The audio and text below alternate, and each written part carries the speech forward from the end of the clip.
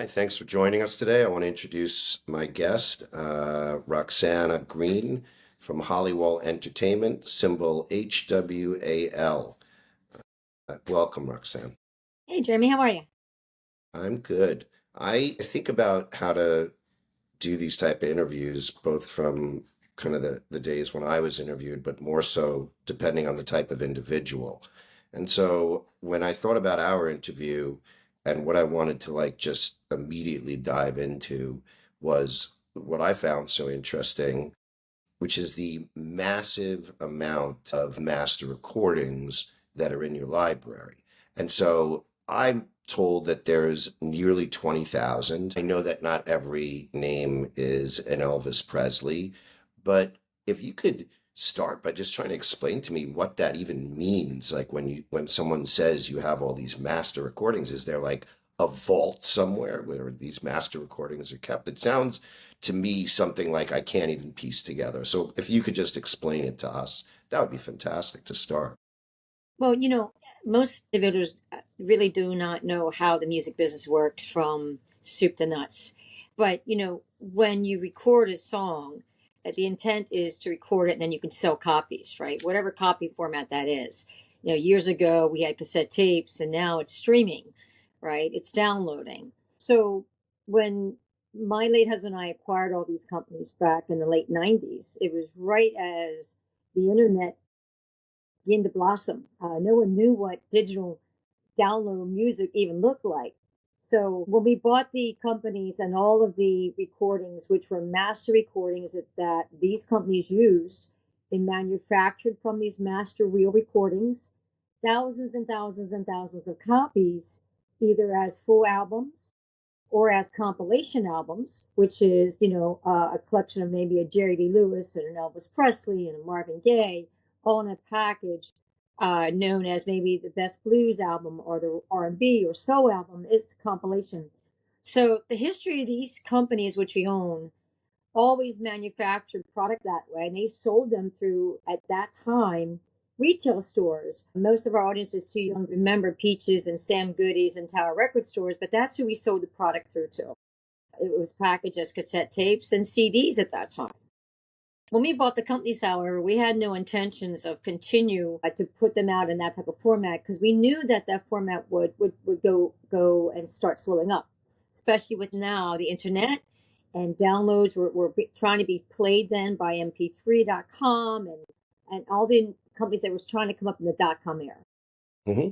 We bought these recordings to protect them, and they have been in a vault. Yes, they've been secure and a very environmental safe. So the recordings, which are tape, like big, reel-to-reel tape, each master is like that. And then we have digital copies of most of the songs as well for safekeeping. But they've all been in a vault up to now when we're getting ready to really help take these recordings and let people around the world hear this great music again. And when I think of all those recordings, some of them are the value to Hollywall. Some of it is just a song, and you can take that song and in theory release it on vinyl, Yeah. right? And then some of it you can license the lyrics, for instance, or Right. you can do other revenue producing opportunities off of the type of ownership that Hollywall has. That's correct. Can you help me understand when I look at the 17,500 to 20,000 recordings that are estimated, how of masters, how like how much of that is defined at this point? And right now, tell me a little bit about your work to be able to uh, determine the value of such a massive collection. Well, it is a massive collection and it's a massive amount of work to do everything that you just spoke about briefly. But there's a process here. Years past, we've had this library of incredible legacy artists, everything from Frank Sinatra to Frankie Valli to Oak Ridge Boys, Dolly Parton, Kenny Rogers, ABBA, James Brown, Marvin Gaye, Bob Marley, and everything in between, right? Going all the way back to the late 30s. So there's all kinds of ways to make monies today to monetize a catalog such as this. So we're doing two things right now. We brought in a very large, incredible entertainment and engineering team to help us to do the following. We are backing up every recording again. We are tagging all of the chain of ownership information to each song, each album, and all that deposited information into our files. And we intend to complete a good part of that within the next 60 days. We intend to reevaluate all the rights that we hold. In years past, we've had our catalog valuated for no less than 140 million on an average. However, what we have always known is that we have a whole lot more rights in this catalog than what was really initially looked at, even from a valuation standpoint. As an example, let me just say this, touch on what you said. You asked about using a lyric, right, or using a song. There are very successful areas in the music industry known as music publishing, which is a big part of our initiative going forward for the first runs of monetization or income now on this catalog, putting it to work, as they call it. And that is including using our songs in TV projects, film projects, taking a song that may be by Marvin Gaye or James Brown, and doing what's known as a derivative or a collaborative, where part of that song is used by a current artist today that's either in hip hop or pop, and they want to use that lyric or that piece of the song, the reloop, the sing next to, all those areas are new, real areas of operations that we're expanding right now, and sort of at the forefront to start seeing value on the whole collection, one song at a time. And what is this called in the business? It's just chain of title. Is that basically what you're looking for? And there are Right. different sort of rights that like we're saying. And so in the case you just articulated, there's derivative. But at this point, that's a lot of what's being discovered, correct? Meaning when you talk about $140 million valuation, that's something that was done how long ago? That one was done at the end of 2019. And but that group did not do enough for you, apparently, of a deep dive into what all the rights are pertaining to all the masters, which, as you say, takes a great deal of time. But of the higher level entertainers and performances and music that you have, I would presume that you have a high degree of confidence that a lot of them allow for this kind of derivative monetization. And that's the play, so to speak, in Hollywall. In HWAL, is that you're betting on that the valuation of this amazing archive and library yields all sorts of opportunities based around what are IP rights that no one else could do. Well, it's all of that and a few other things. This collection, first of all, has been involved for over 30 years. And even when we put it to work during those earlier years, we only exploited about 25% of the entire catalog of songs, one way or the other, leaving a good portion of our catalog, even then, still unexploited, meaning not heard, not seen, not merchandised. We know that um, the music we have, a good portion of it is really rare or rarely ever heard. That in itself, we know increases the value that we have, because today, what is being looked for to be bought, and we know this because we're speaking to all the buyers around the world looking for content today, having rare content makes our content even more valuable. So the chain of custody I talk about is sort of like, when you go to sell a house, right, or you go to buy the house, you get a title, you get an abstract title. What does that mean? Well, it shows that, the new buyer, Mr. Smith, bought it from Mr. Jones, who bought it from Mr. Acorn, who bought it from Mr. Maple. And it shows those dates, etc. So that's all we're doing right now is we are applying the entire chronological order of contracts that we hold. Let's say the song is "That's All Right, Mama," Elvis Presley. Okay, we know where we got it from. I know that where we got it from, who we got it from, and who they got it from. So that chain of organization, that's the material information that we're completing. Now, why is that important? Because that shows, like a title. You can sell that house, giving them clear title that everything is exact as it is. So that's the work we're doing. But in doing that, what we're finding is that now we get to show even more of what's known as the bundle of rights that we have, which are substantial on every track, every album, that can then go to the valuation firms as well to really understand the real depth of the values that we hold. It's very helpful. I know when I do my work and I study the company, whenever I see large numbers, uh, you know, particularly when we're in the emerging growth markets, like both our companies are, I try to like get right to it and understand, why is that thing so valuable? But let's talk about the other valuable asset in the company, which is you. I feel there's almost like a book in there somewhere, from rock and roller to CEO. So tell me a bit about how you evolved, what the origin story from music to mogul. Well, first of all, we are going to prepare a documentary series, not just on my life, but on all the music executives I came up on the shoulders on, and they are massive. So when I was a younger girl, in my teenage years, I wanted to play drums. And, I came home from school saying I wanted to play drums. They told me I couldn't play drums. So, of course, I needed to play drums. So I started playing drums at a young age. And from there, very quickly mastered it. I love drumming. I started with a high school band, played in the high school. Then we played out of the high school, which led me to go on to form another group with my first love, lead guitar players doing Southern rock, country rock all over the East Coast. And after a few years, I met an incredible man who ran a nightclub in the East Coast, a very big show club, which meant he brought name acts in, and we became the house band. And the way I met him was I booked our bands, I helped put our bands together. I was a manager for all those years. So when I met this individual, I was in awe by his background, because this is a man that started in rock and roll in the late 50s. He managed songwriters and recording artists of the era. He was managing bands, he was booking bands, he was doing everything that I really aspired to learn how to do in the music business other than just be a performer. I understood how to master being on stage and how to, command an audience, but I wanted to learn the business.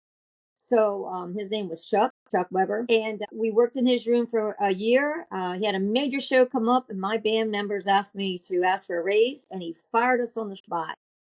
Literally, he said, "No one's going to hold us up."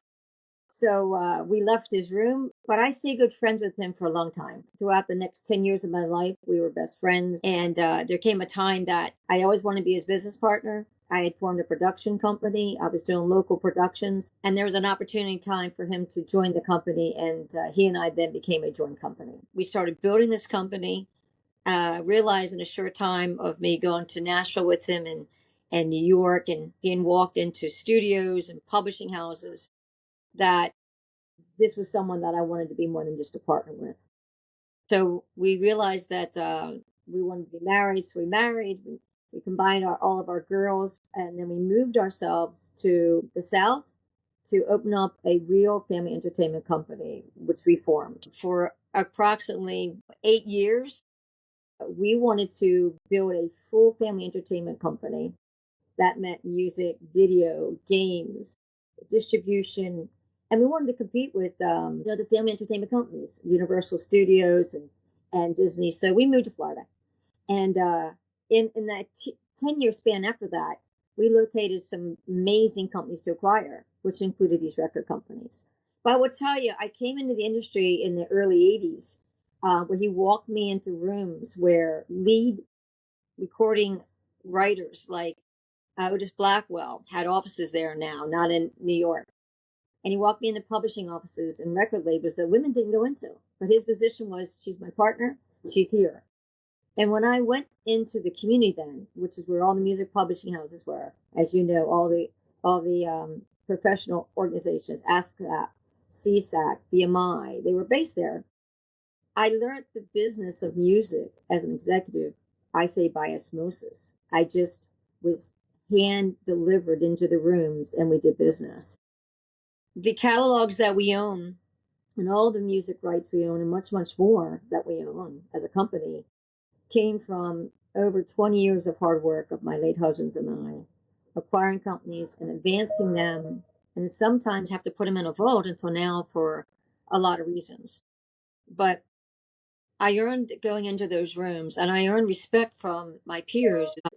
Being a woman in the industry at the time, I guess the first question that comes to my mind is, have things gotten any better I don't think for so. women in the industry? No, I don't think it's gotten any better for women, nor anybody who's not in the industry. It's gotten better. When I started going into Nashville mainly, because that really is where the music business is managed. The music publishing business is always had the corporate headquarters in Nashville. At that time, there's only 5 men in the world that ran the entire companies of music industry. They controlled it, if you will. They didn't just run it; they controlled it as at the helm. Today I think you could say almost the same thing. I mean, with mergers and acquisitions through the years, these majors have carved up every sub label, every publishing house, especially the past 10 years. You still only have three giant record labels, Universal, Warner, and Sony. You can say BMG, but they've taken a different position. They're an acquirer. They own interest in everything, as well as a few other companies, the way they've managed and advanced their companies. So today, I don't think it's any different. And honestly, I think even more so, in certain genres of music, it's even worse for women. We can see what's going on in Hollywood right now, and I don't want to get into the politics of any of it, but the sad part is that women have always not looked at the same level as a man in any industry, let alone the music industry. So, Right. as an executive running a company the size of ours, there are very few of us. There's very few women that can sit at the same size table. And I don't mean that in a disrespectful way. I'm just No, saying. I hear you. I hear you.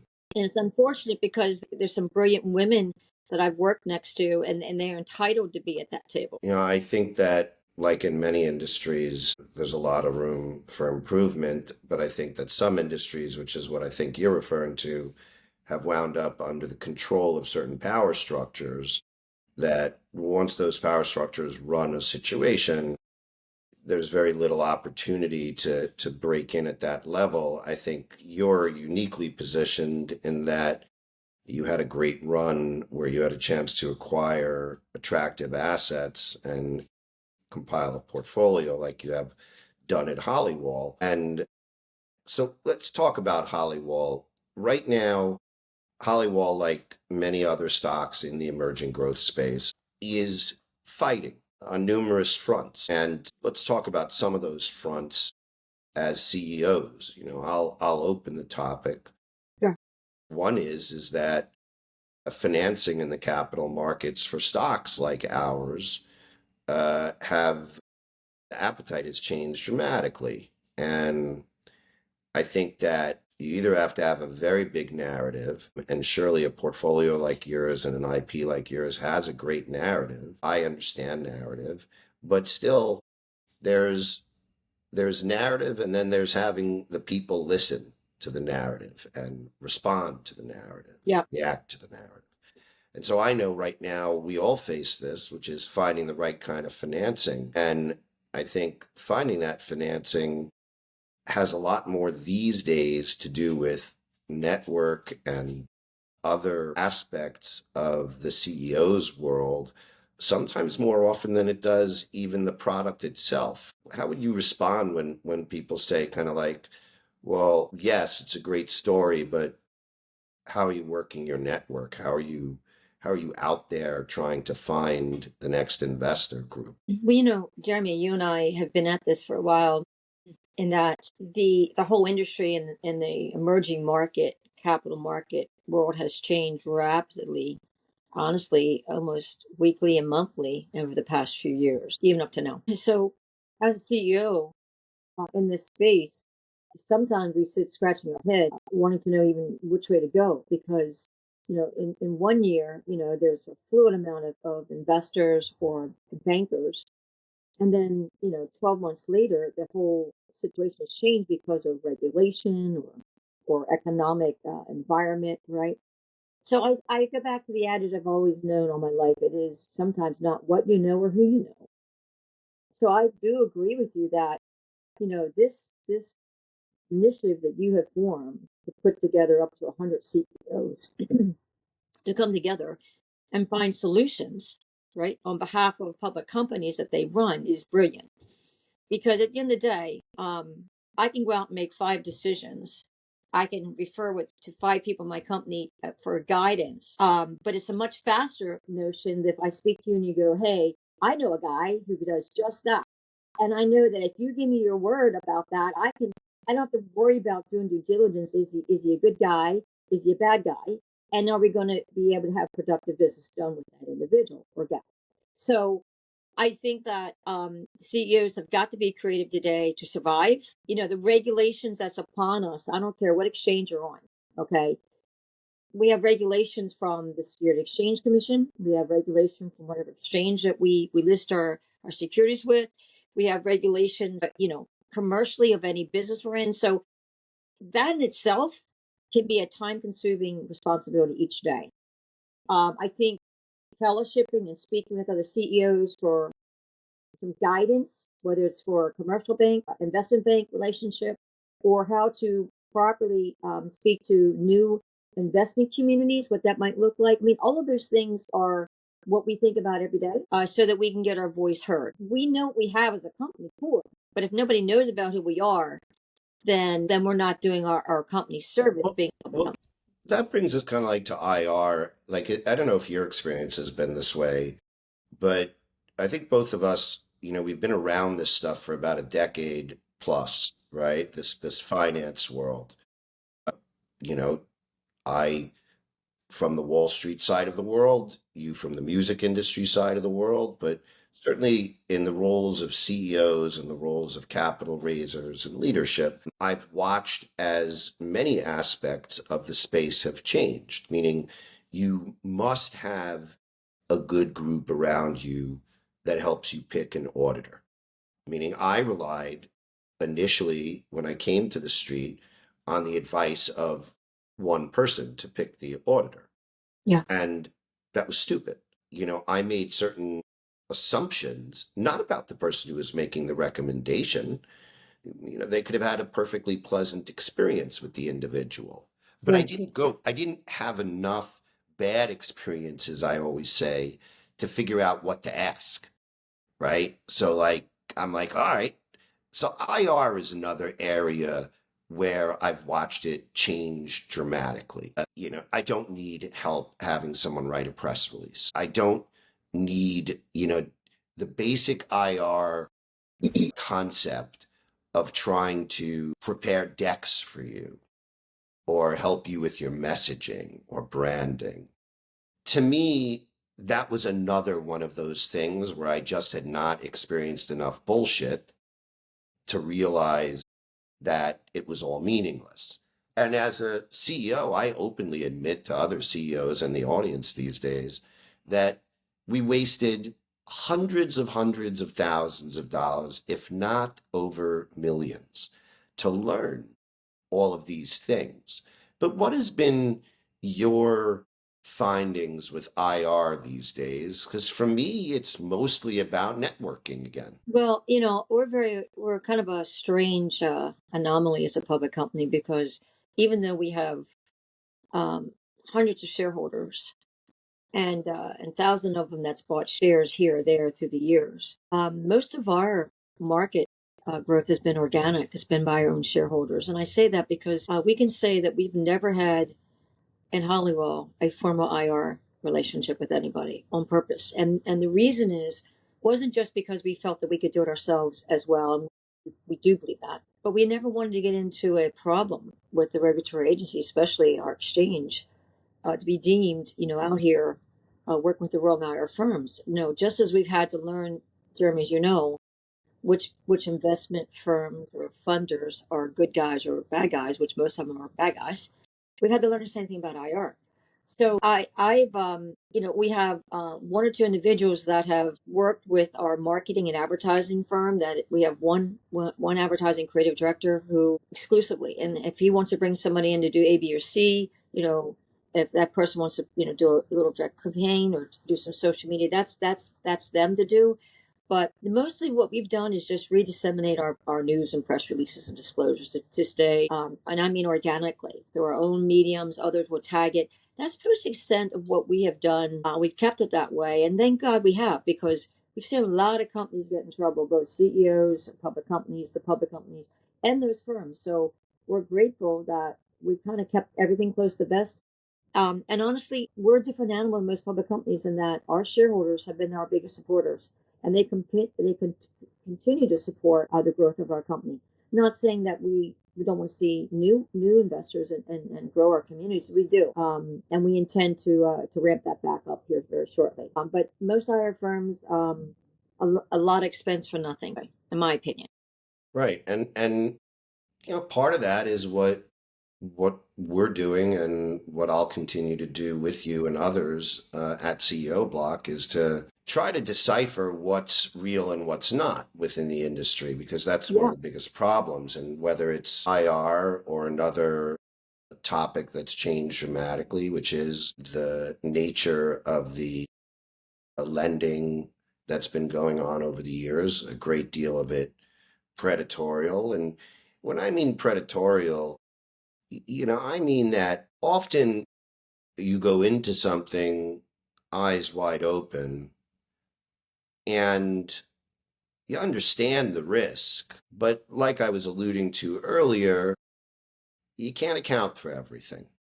And what happens is because CEOs take on, these kind of financial structures that both you and I almost had no choice to do by the very nature of the fact that the industry that we want, the public market space that we wanted to access, was in a sense similar to the way you were saying in the music industry.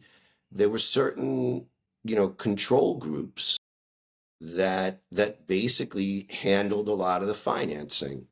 And now I think that's changed. I think that the regulators have definitely changed their opinion, the type of lending practices that are appropriate for this space. I think you've seen that as well. Well, I think they've done a great job to come in and try to, right wrong ships and individuals that should not have been funders to public companies. I don't think, however, there are enough new funding situations though for public companies that what they really need. I think that if we went back to a couple hundred years ago when you had what was known as a merchant bank, right, that actually gave you opportunities and products, whether it's real estate financing, car financing, inventory financing, a credit line, and work with you, right? Maybe secured by stock of a company or secured by the tangible assets of the company.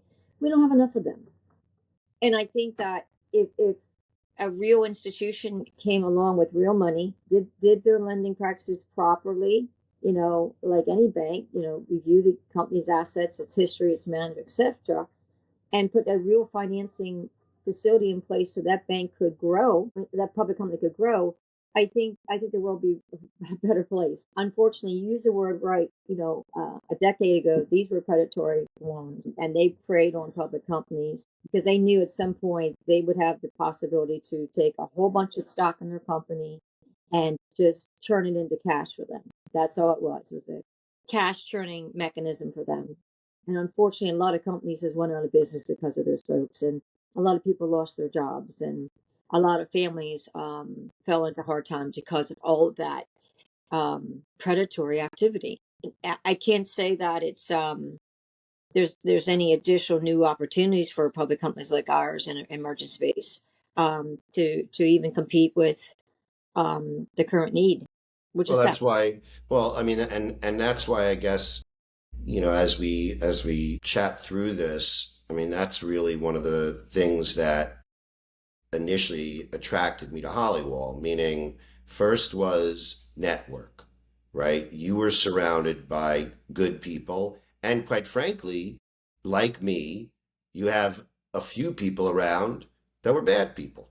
That's just Yes. the nature of what you and I have gone through. And one of the things I decided with the platform is that until CEOs and CEOBLOC like myself, you, Marcus, and others decide to utilize that cohesiveness. To take one of my advices always to other CEOs that I talk to right now, go in there and force those lenders to change their structures, because they are not appropriate for emerging growth companies, and they're not interested in the problems that come from fighting either. It's just that if you don't have the cohesiveness, like I'm saying, of an organization, other people that are going to rally around you, both in the public space and in the private discussions, then you're frightened when these type of predators start attacking. And they attack in multiple ways, as we know. And so Yeah. I'm a big believer that part of what we're doing, unlike, I think that conversations like this and making them public for people, sure, they're great for people to discover Hollywall and the numerous other companies, but they're also about, I think we talk about this, about making a statement, that there's going to be a fight left, at least for some of us. Well, I've come too far to fail in anything in my life. That's always been my motto for decades. And I'm not going to let a few bad apples try to destroy an incredible organization that we have, or even take a nibble out of this huge apple of assets and valuation. So I'm very fortunate as the CEO. I have a group of about 8 advisors that I confer with every week. They're made up of attorneys and family offices, and who have all of them serious capital invested in the success of Hollywall in the past and where we're going. So a lot of CEOs, however, don't always have that opportunity, so they do feel a little vulnerable, wringing their hands. So I think what you're doing and assembling as many CEOs together to be able to confer with and plan with and strategize with on behalf of their companies respectfully, I think is an incredible thing, because if we're going to survive, it's the only way we can. Because the larger companies on larger exchanges, and trust me, the larger institutions, these funders that are playing havoc with some of our companies, they don't want to lose. So some of these fights can be really big. Having someone like yourself that I can confer with, which I have, has been extremely helpful. Who am I going to speak to? My neighbor who knows nothing about what I do for guidance. You, on the other hand, you've had your own fights. You've come through those fights victoriously. And it's good for someone like myself, who has a small fight right now going on, to be able to call you and say, Yeah, yeah. about these things. So let's talk about more happy things. Absolutely. Tell me, what is the sort of short-term goals Hollywall has now, and some of those long-term goals that you're having, that you really spend most of your day on? Yeah, so we kind of have a 12-month plan right now, short term, and then a longer term plan. But the short term of the next 12 months is we really want to complete the administrative and compliance work that we're doing to literally define what every album and every song, what those rights look like, make sure those rights are identified even on our digital assets. Number one, for 2 reasons. One, we're opening up new ways to monetize this catalog, meaning you'll make money with it. And I'll get to that in just a second. But secondly, we are opening up the opportunities for very large companies to potentially either buy out our music company, buy into our music company. But whatever we do, it's for the expansion of these wonderful songs that we've been protecting. And we've been protecting them for a major reason, for a long time. It wasn't just because we knew the plastic market, cassettes and CDs, was going to slow up, and we're going to go to streaming and all that. But what we were been waiting for until now is to make sure technology was totally in place to allow us to be able to transmit the sale of a song by download or streaming, and make sure that not only that we get paid, but that the artist and the writer gets paid. For so many decades in this business, even to today, writers and performers have never been paid honestly or in real time, fairly. And honestly, the whole reason why Chuck and I bought everything with our partners in the late 90s was to do just that. And even then, we knew that music was going to be distributed electronically. And as we started building our own platform, our own digital network to do that, through the the latter years, we kind of saw blockchain technology coming into existence over the past 6 7 years, and that really was the answer. You know, blockchain technology, which is contract, it's ledger contracts, allows us to make sure that in some areas what we want to accomplish gets handled in real time. Our short-term plans for this next year as well. We have some programs where we're going to start putting our music into TV shows and film projects. That's real revenue. We will make sure that the writers and the publishers gets paid really well. And then there's some other areas that we're working on right now that's in digital assets, digital NFTs, digital albums, collectibles, one-of-a-kind releases that could be, vinyl record and a piece of merchandise. But in every instance, we have a very fair royalty schedule that we, hands down, are committed to paying to writers and performers on anything that we sell through our network and through our platforms. It is greater than they're receiving from any legacy product that they may have with any other label. That is our mission. It's our objective, and we'll see that very successful over the next 12 months, rolling out. It's already starting to roll out products. Well, I'm going to leave it to some extent there, letting you know that as we are investors in each other's company, that I look forward to all of those realizations and manifestations that you just talked about. I'm thankful that I have a chance to both meet and invest with particular types of CEOs. In the end, if there's anything that I've learned, it's that there is no success at an emerging growth company without a strong CEO. I've never come across it. I agree. It's like hitting a lottery ticket, and it's not something to me.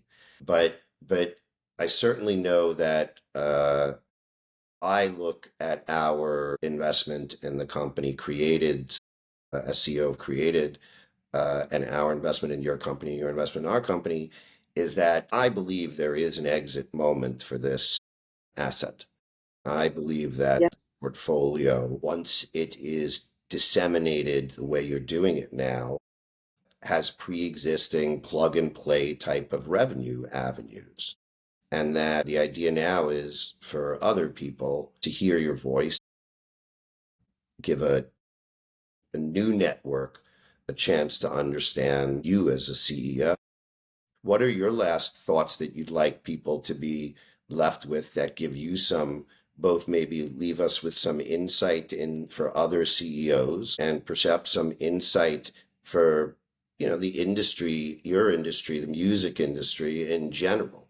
Because I think at a top level, it's really your expertise in the space that I find fascinating, because I just don't know anybody that knows so much about the music industry like you do, let alone that knows so much about the artists and their structures and how they have struggled, and how producers such as yourself had struggled in what's been a very controlled environment in the music industry. So perhaps sort of any insight for other CEOs and other executives in general listening that are in the emerging growth space, then maybe tell me a bit about where you think the music industry is heading. Well, I think, I've been running public companies since 96. I've been doing this a long time, and I've watched, as I've said to you, the microcap space, the emerging capital space, call it whatever it is today, change really a lot.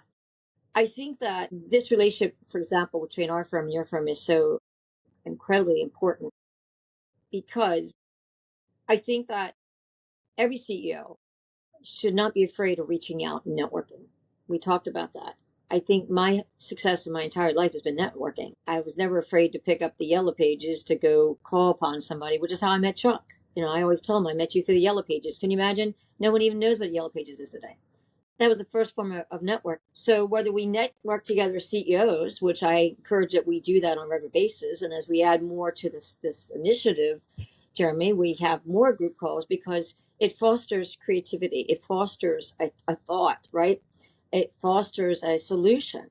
So I think to all CEOs of emerging companies, don't be afraid to go out and inquire and network and get out there. Most of my relationships I've held running companies, whether it was in the music business or in the public side of the house, Jeremy, I've had no problem calling someone that I want to go do business with. As a CEO, there's no one that we need to wait on. We are the leader for that reason. So my success, our success, I'll say this again, I'm very proud to say I've never been afraid to call on anyone to inquire, to do business with someone if I think that could be a great business relationship. It could build and foster something of value to the company or the project sale or whatever is the initiative. So I think to all CEOs, don't be afraid. And if you don't open those doors for new opportunities, then you could fail. In today's world, I don't care if you're running a public company or if you're in the music business or in the entertainment business, or you are, trying to compete in the food business. If you don't grow, if you don't move forward, you will be left behind as a company. And I don't think any group of shareholders wants to see that at the helm of their company. So, for me, I will tell you, Jeremy, being a woman, I've had people not like me. I've had people say I rub them wrong because I might be too pushy. I've always been assertive in business. I live by the good book. So I never tried to do anything that's not from a position of kindness and with high levels of integrity.